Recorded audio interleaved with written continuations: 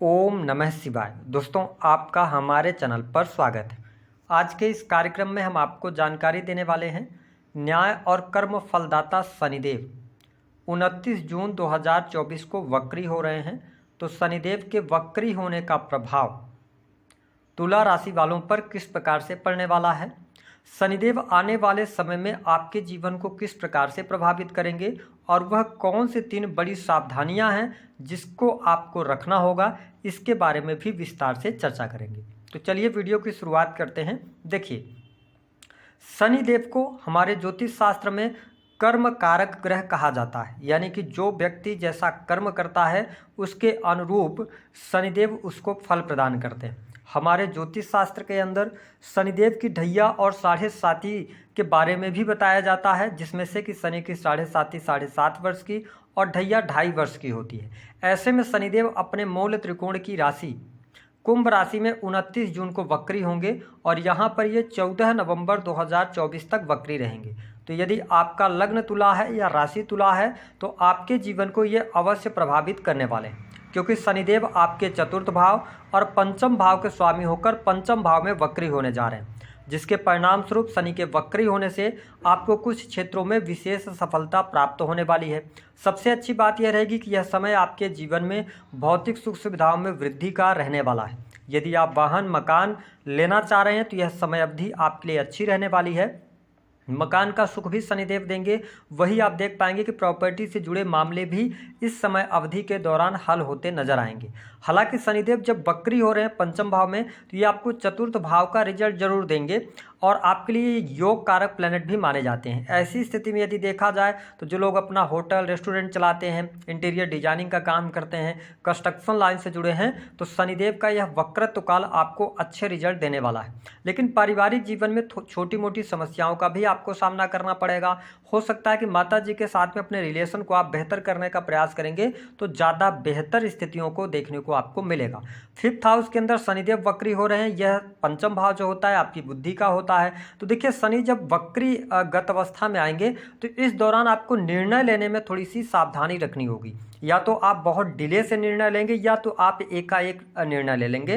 तो थोड़ा सा डिसीजंस जब भी आप लें या कोई अपने पढ़ाई लिखाई में कोई परिवर्तन करना हो, जीवन से जुड़ा हुआ कोई निर्णय आपको लेना हो, तो इस समय अवधि के दौरान सावधानी पूर्वक आप आगे बढ़ेंगे तो अच्छा रहेगा। हालांकि आपको बुद्धिमत्ता यहाँ पर शनिदेव अवश्य देने का काम करेंगे, लेकिन अपनी बातों को आपको स्पष्ट तौर पर रखने की सलाह यहाँ पर ग्रह सितारे दे रहे हैं। आप यदि अपने बातों में भ्रमित अवस्था बना के चलेंगे तो कहीं ना कहीं से आपको प्रॉब्लम हो सकती है। सामने वाले लोग आपको गलत समझ सकते हैं। एकदम से आपको कोई भी निर्णय नहीं लेना है। 5th हाउस में शनि के वक्री होने से हालांकि आपके लिए योग कारक प्लैनेट माने जाते हैं, सस राजयोग का भी निर्माण कर रहे हैं, तो ऐसी स्थिति में आपके लिए संतान का सुख प्राप्त होगा। संतान से संबंधित समस्याएं यदि कोई चल रही थी तो वह समस्या आपकी अवश्य दूर होने जा रही है।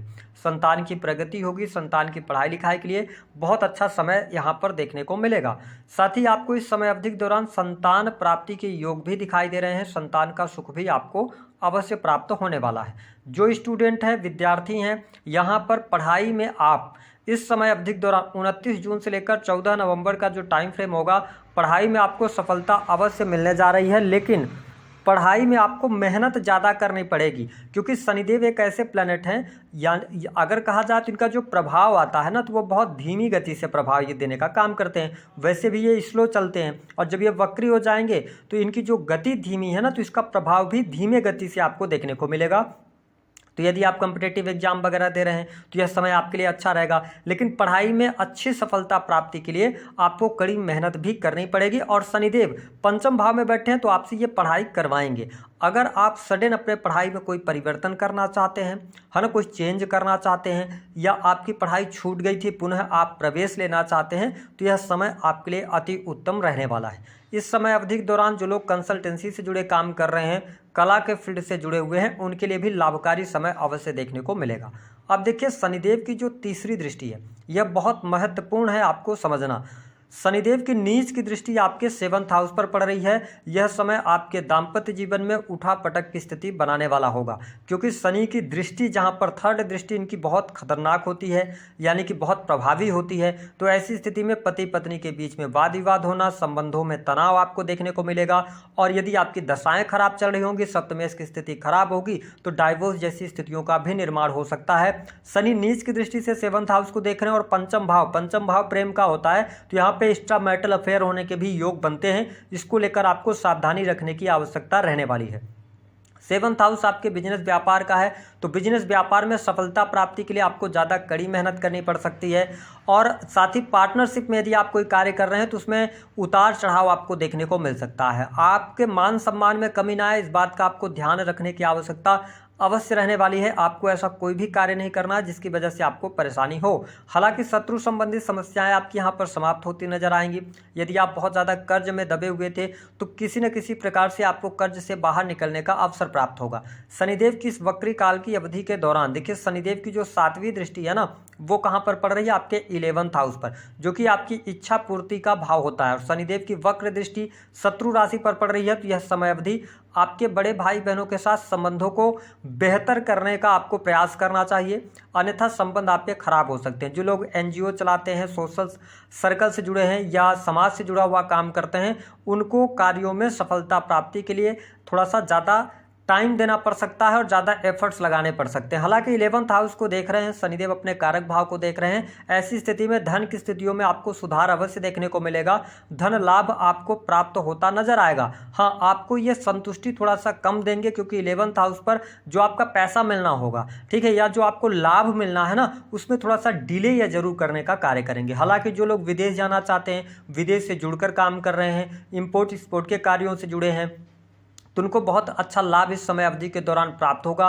जो लोग लोहे से जुड़ा हुआ बिजनेस कर रहे हैं, कंस्ट्रक्शन लाइन से जुड़े हैं या जुडिशरी से जुड़े हैं, उनके लिए समय अच्छा रहने वाला है। तुला लग्न और तुला राशि वालों, यह समय अवधि आपके जीवन में रिसर्च की तरफ आप अग्रसर होंगे। कुछ नई चीज़ें भी आप अपने जीवन में सीखने वाले हैं, ऐसी स्थितियां देखने को मिलेगी। यदि काफ़ी लंबे समय से आपके स्वास्थ्य में कोई समस्या चल रही थी ना, तो शनिदेव वक्री भले ही हो रहे हैं, स्वास्थ्य में कोई बहुत ज़्यादा दिक्कत आपको ये देने का काम नहीं करेंगे। साथ ही 11th हाउस पर दृष्टि होने की वजह से आपका अगर देखा जाए तो जो लोग ऐसे किसी फील्ड में कार्य कर रहे हैं जहां पे डायरेक्टली आप लोगों से जुड़ते हैं, तो अपने वाणी पर आपको नियंत्रण रखने की आवश्यकता इस समय अवधि के दौरान रहने वाली है। मैंने आपको बताया कि भूमि भवन वाहन का लाभ आपको मिलता हुआ नजर आ रहा है। आपके परिवार में किसी बच्चे के जन्म का योग बनता है, ऐसी स्थिति बन रही है। परिवार में शुभ और मांगलिक कार्यक्रम होने के भी योग यहाँ पर दिखाई दे रहे हैं। जो लोग वाणी कंसल्टेंसी से जुड़े काम करते हैं, उनके लिए भी परिस्थितियाँ यहाँ पर बहुत बढ़िया रहेंगी। अगर आप सरकारी क्षेत्र के अंदर कार्यरत हैं, नौकरी कर रहे हैं, तो नौकरी में कोई बहुत ज़्यादा परेशानी नहीं आने वाली है। आपके लिए स्थितियां बेहतर रहेंगी। कार्य क्षेत्र में आपको तरक्की भी प्राप्त होगी, लेकिन आपको अंडर द टेबल या कोई भी इलीगल काम नहीं करना है, ठीक है, इसका आपको ध्यान रखने की आवश्यकता रहेगी। बहुत सारे तुला लग्न और तुला राशि वालों के जीवन में यह समय परिवर्तन लेकर आने वाला है। आप किसी नए बिजनेस की तरफ जाना चाहते हैं या अपने करियर में आप कोई चेंज करना चाहते हैं, तो आप समझदारी पूर्वक चेंज कीजिएगा, तो आपके लिए ज़्यादा बेहतर यहाँ पर रहने वाला है। आइए हम बात करते हैं वह कौन सी 3 सावधानियां रखनी है जो आपके लिए बहुत ही महत्वपूर्ण हैं। पहली बात कि तुला लग्न और तुला राशि वालों, प्रेम संबंधों में आपको अनुकूलता देखने को मिलेगी। प्रेमी प्रेमिकाओं के बीच में संबंध अच्छे रहने वाले हैं। कुछ नए प्रेम संबंध भी यहाँ पर स्थापित होते हुए नजर आएंगे। स्वास्थ्य के नजरिए से भी शनि का यह वक्री काल आपके लिए अच्छा रहेगा। कोई बहुत ज़्यादा नेगेटिव स्थितियाँ नहीं रहेंगी। हम बात करते हैं कि 3 वह महत्वपूर्ण बातें जिनको आपको ध्यान रखना। पहली बात कि आपको अपना पैसा किसी भी व्यक्ति को उधार नहीं देना है, क्योंकि अगर आपने अपना पैसा उधार दिया तो इस समय अवधि के दौरान वह पैसा आपका फंस जाएगा। और आप देख पाएंगे कि समय अवधि के दौरान जब आपका पैसा फंसेगा तो आपके सामने कोई ना कोई नई बात या नई ज़रूरत आपके सामने निकल के आएगी, तो ज़रूरत के समय आपको पैसा नहीं मिल पाएगा, तो इसका आपको ध्यान रखना है। दूसरी स्थिति की बात करें कि आपको इस समय अवधि के दौरान संघर्ष के लिए तैयार रहना चाहिए, क्योंकि आपको कैरियर में संघर्ष अवश्य करना पड़ सकता है। अगर आप संघर्ष से पीछे भागते हैं या अगर देखा जाए तो आप अपने काम को टालने की आदत पे आ जाते हैं, तो कहीं ना कहीं से यहाँ पर शनिदेव आपको निगेटिव परिणाम देना शुरू कर देंगे, क्योंकि ये कर्म कारक प्लैनेट माने जाते हैं। तीसरी स्थिति की सेहत के लिहाज से अगर देखा जाए तो मुझे अच्छा ही दिखाई दे रहा है, लेकिन तुला लग्न और तुला राशि वालों, मार्ग से भटकने से आपको बचना होगा। 7th हाउस पर शनि की दृष्टि पड़ रही है, तो दाम्पत्य जीवन पर ध्यान रखिएगा, अन्यथा आपके दाम्पत्य जीवन में कहीं न कहीं से अलगाव की स्थितियां, बिखराव की स्थितियां यहां पर शनिदेव पैदा करने का काम करेंगे। एक्स्ट्रा मैरिटल अफेयर वगैरह से बचिएगा। अगर आप इन चीज़ों का ध्यान रख पाते हैं तो कहीं न कहीं से आपके लिए शनिदेव का यह परिणाम जो दे रहे हैं शनिदेव, वो आपके लिए फेवर करेगा, अच्छा रहेगा और आपको लाभ भी प्राप्त होगा। तो दी गई जानकारी पसंद आए तो वीडियो को लाइक करें। उपाय के तौर पर क्या करें, आप ना बुजुर्गों की सेवा करें, पहली बात। दूसरी स्थिति यह कर सकते हैं कि आपको इस समय अवधि के दौरान न तो ब्याज पर किसी को पैसा देना है, न तो ब्याज पर पैसा लेना है, और गरीब मजदूर वर्ग की यदि आप सहायता करते हैं तो शनिदेव आपको बहुत अच्छे रिजल्ट देने का काम